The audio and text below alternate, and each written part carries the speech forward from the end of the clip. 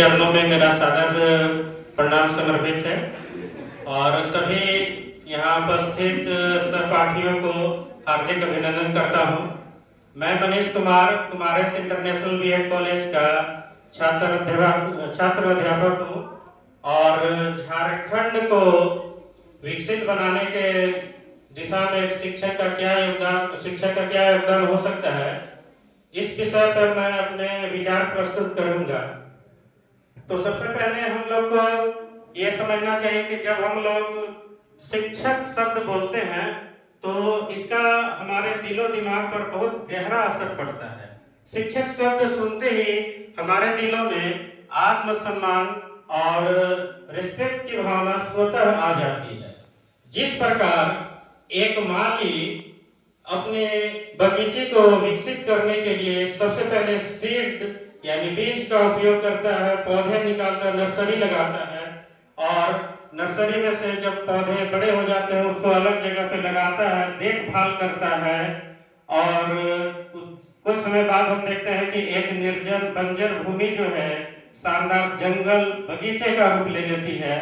ठीक उसी प्रकार एक शिक्षक का दायित्व होता है समाज की सबसे मजबूत नींव तैयार करना और वो हम सभी के हाथों में है, क्योंकि हम सभी छात्र अध्यापक के रूप में यहाँ प्रशिक्षण प्राप्त कर रहे हैं और कहीं ना कहीं किसी न किसी क्षेत्र में हम सभी योगदान देंगे। आपको मैं बताना चाहूंगा, एक सभा थी, एक राजा बैठे हुए थे और वहां पर एक व्यक्ति आए, उन्होंने उस व्यक्ति का अपमान किया और अपमान करते हुए कहा कि चला जा तू यहाँ से, तू हमारे राज दरबार योग्य नहीं है क्योंकि तुम मुझे सलाह दे रहे हो।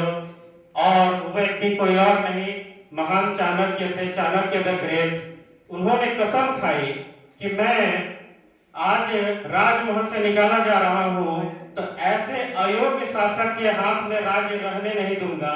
और उन्होंने चंद्रगुप्त मौर्य जैसे एक शक्तिशाली विशाल राजा को, समर्थवान राजा का समाज के सामने प्रस्तुत किया और उन्होंने बखूबी भारतीय समाज को संगठित किया, एक महान राज्य हम सबके सामने प्रस्तुत किया।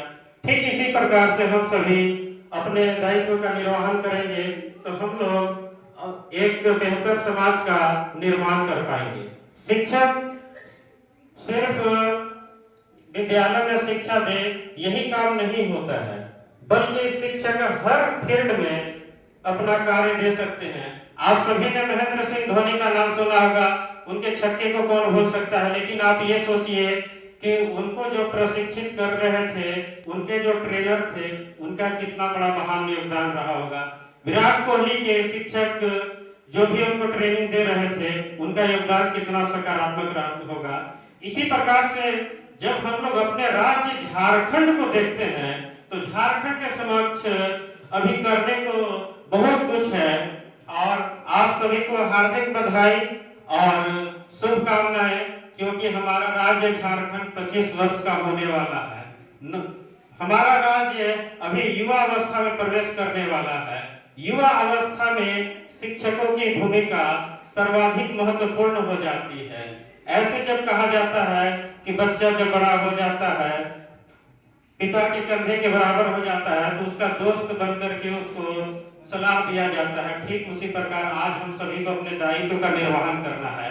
चाहे कृषि के क्षेत्र में अगर हम बात करें, अगर हम लोग बायोलॉजी पढ़ा रहे हैं, भूगोल पढ़ा रहे हैं, अपने विद्यार्थियों को सही शिक्षा दें, भूगोल की जानकारी दें, हो सकता है कि उनमें से कुछ अच्छे किसान बन जाए। अगर हम लोग साइंस पढ़ा रहे हैं, बायोलॉजी पढ़ा रहे हैं, कुछ ऐसी सामाजिक बुराइयों के बारे में उन लोग को बता सकते हैं। जैसे आप जानते हैं कि हमारे समाज में सेक्स डिटर्मिनेशन को लेकर के बहुत बड़ा अपराध किया जाता है, बच्चियों को गर्भ में ही मार दिया जाता है। अगर शिक्षक अपने कक्षा कक्ष में ये बता दें कि इसके लिए महिला जिम्मेवार नहीं होती है, आप अपने कथन के माध्यम से बता सकते हैं कि महिला इसके लिए जिम्मेवार नहीं है, पुरुष है, तो आप समझ सकते हैं कि हम लोग कितना बड़ा काम कर सकते हैं।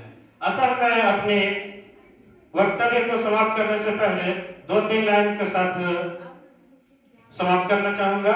तो सबसे पहले मैं आपको एक और छोटा सा बात बताना चाहूंगा। माइक्रो टीचिंग का क्लास चल रहा था, हम सभी को, हमारे सभी साथी सहपाठी लोग क्लास कर रहे थे, उनमें से मैं एक नहीं था। तो स्टार्टिंग में जब मुझे अपने प्राध्यापक के द्वारा कक्षा कक्ष से बाहर निकाल दिया गया, तो जब बाहर निकाल दिया गया तो पहली फीलिंग हमारे मन में आती है कि कितने अच्छे अध्यापक वो नहीं हैं।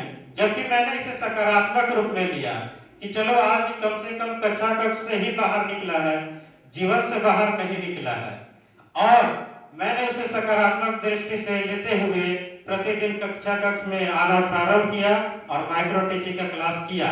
और इससे मुझे जो शिक्षण कौशल प्राप्त हुए, आप यकीन मानिए, मैं सिर्फ 50 नंबर प्राप्त करने के लिए उसका उपयोग नहीं करने वाला हूँ, बल्कि समाज को एक नई दिशा दे सकता हूँ उसके माध्यम से। इस प्रकार मैं आभार व्यक्त करते हुए यही सब कार्य मैं अपने राज्य झारखंड के लिए करना चाहूंगा। धन्यवाद आप सभी को।